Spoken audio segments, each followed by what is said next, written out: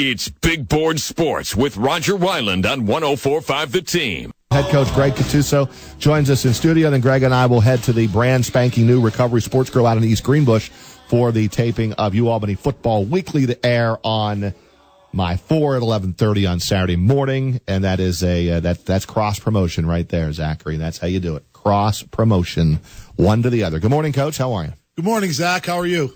Oh boy!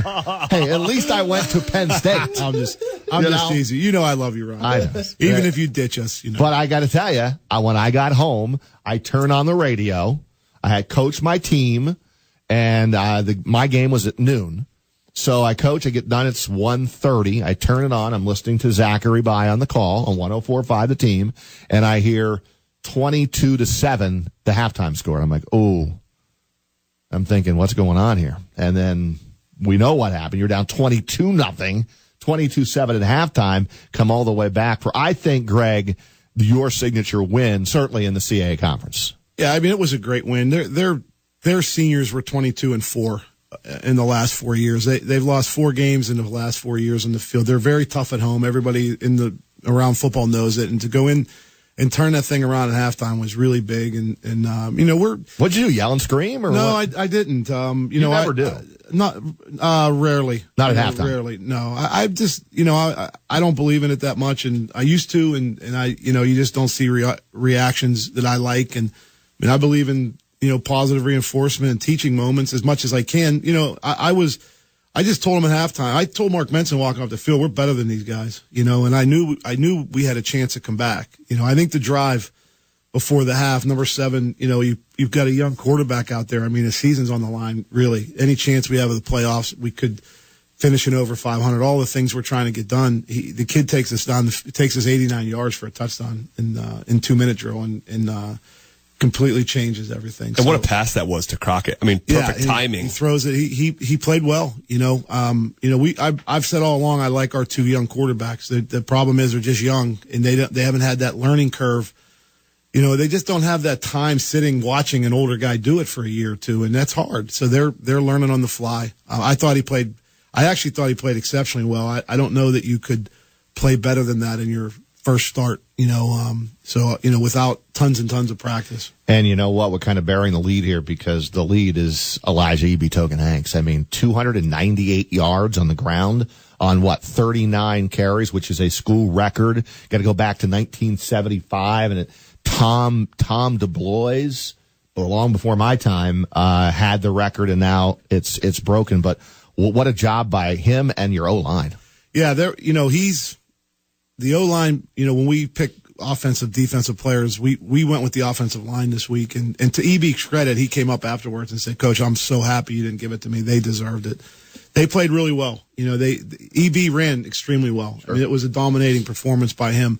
But, you know, the offensive line played they've been good, and they've been anywhere from solid to good from almost every game in 3 years. This group of seniors, and, you know, we're going to miss them, but they played an exceptional game. They're going to have to do the same this week. This is a great team coming in defensively, and but EB was special Saturday. He was running people over. He was carrying people. He was, you know, he just missed a couple more long runs with a couple trip ups and things like that. I was going to say, like, there's 2 ways you can have a performance like that. One is you break like 3 big ones off. His longest run was for 44. Yeah. I mean, he was just banging and banging and banging over and over and over again. Yeah, you know, it's one of those things where, you know, it felt like they had 11 guys in the box, maybe 12.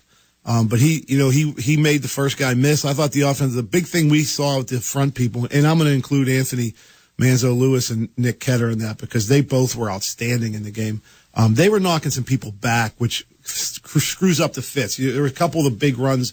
The safeties, you know, were caught up in a block. And it wasn't on them, you know, where we took 2 guys. And so, you know, it was a good effort. But ultimately, you know, Will Brunson did a lot in 3 quarters to keep them from loading up too much. We made them play honest. It helped us run the ball. And, you know, it's just like the last 20 plays of the game were EB right and EB left and EB up the middle. So, you know, a good job of the offense. I think we diversified our running attack over the last few weeks. I think that's helping. You know, we're running outside more. We're running inside. We're mixing it up better.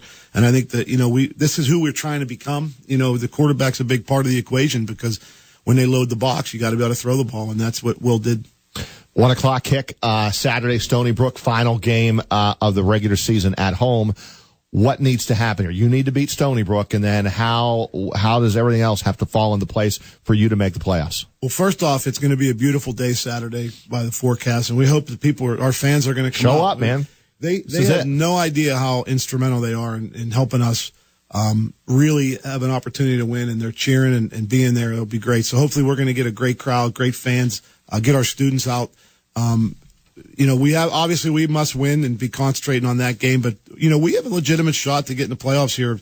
The one thing we need New Hampshire to beat Maine. I think if I like their chances there.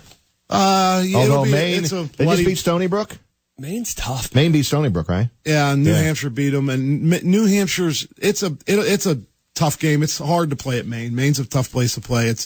They dress you in an ice arena. It's 38 degrees, and there's a lot of things there that are against you when you play there. But they certainly are capable. But if we're 7-4, and New Hampshire 7-4, I think we have a very strong argument. We beat them head to head. We have a tougher strength of schedule. We beat a BCS team.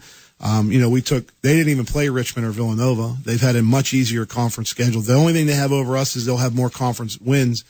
But you got to temper that with they haven't played some of them. Right, I was going to say, once you look into that a little bit more than the surface, you start peeling back the onion. And you mentioned New Hampshire's record at home. In the last 57 games New Hampshire has played at home, they were 50-7. Yeah. And they have the longest streak of national postseason appearances, 12, which I think Albany just ended this past week. Well, I don't know one way or the other. I think if they win and they're 7-4, they'll have an argument as well. But who makes the final call? Well, they have a committee that looks at this of athletic directors, and they have, they got in last year. Arguably, Stony Brook had a little better situation, but a bottom line is, we need to get hopefully 4 teams in from the CAA first and foremost.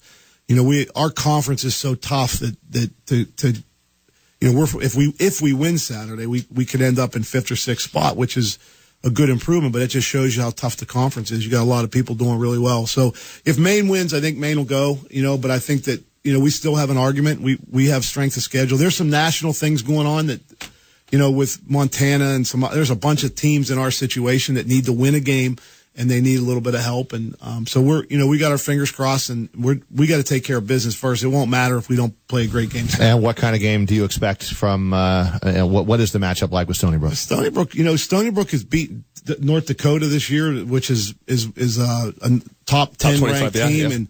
And, they beat Richmond, another top 10 team. And they've got a couple injuries that have hurt them, but they're tough. They're big and strong on defense, and they run the heck out of the ball on offense. And, we really, we've got to play a great game. We match up great against fast, skilled teams. We have struggled against these big, powerful teams. And, that's going to be a challenge for our team this week to be able to play a great game and stop the run. And, their little number 13 might be the best receiver in the league. So, we've got our hands full. And on their defenses, they've been a top 8 defense in the country for the last 3 years. They're very good. Coach, thanks for a few minutes. Congrats, seriously, on the big win. Thank you. Appreciate it. And I hope I can get back on the broadcast Saturday. I thought we let you do pregame.